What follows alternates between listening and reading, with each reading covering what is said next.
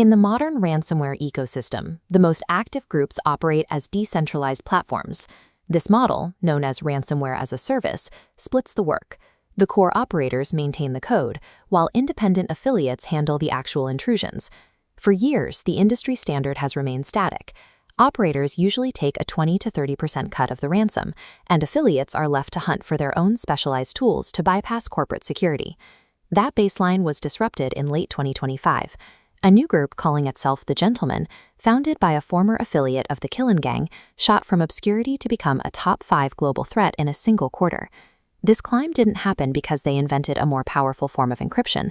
Their growth was the result of a specific organizational pivot that lowered the barrier to entry for their crews.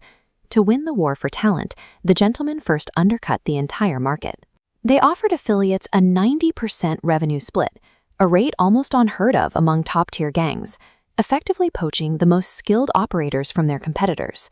But the high pay was only half the draw. The group acted as a technology platform, providing affiliates with a standardized toolkit designed to serve as a master off switch for corporate security. By automating the evasion process and maximizing the payout, they removed the friction that typically slows down a cyber attack. They weren't just running a gang, they were scaling a service. The centerpiece of this platform is a framework called GentleKiller.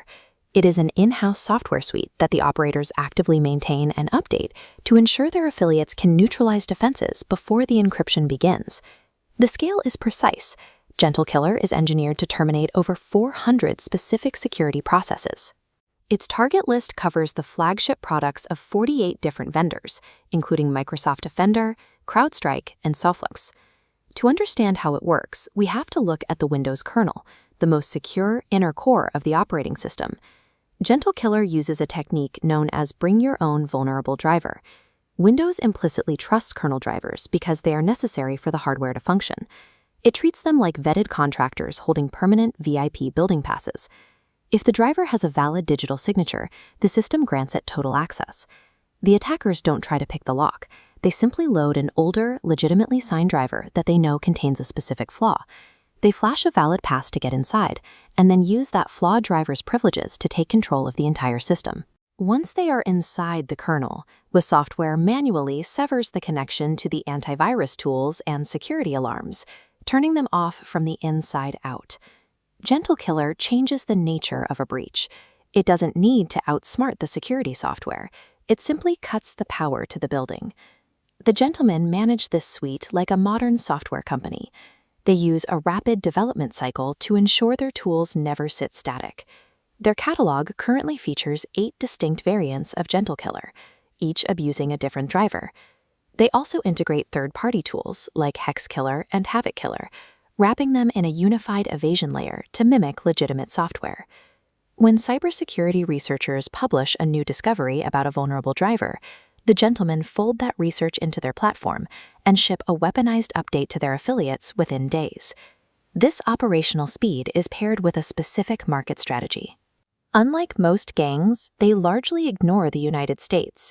Instead, internal leaks show that the group's leadership centrally scans for misconfigured firewalls in regions like Southeast Asia and South America, then assigns these specific targets to their crews. Because the operators are centrally vetting the targets and providing the tools, they have created a pipeline where a new defensive disclosure can be turned into a global campaign almost instantly. This marks a shift for enterprise security. EDR and antivirus software are no longer just barriers. They are now primary targets with an entire industry dedicated to disabling them. Survival now requires a more resilient approach. First, organizations must enable tamper protection across all systems.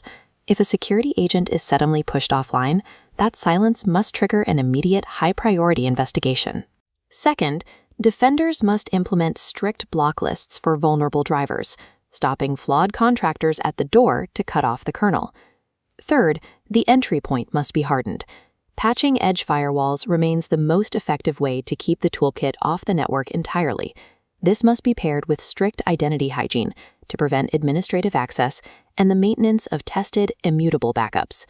When facing an adversary operating like a software startup, the myth of a single unbreachable tool must be replaced with interlocking, resilient layers. In this new ransomware landscape, the threat isn't just the malware, It's the highly optimized supply chain that delivers it.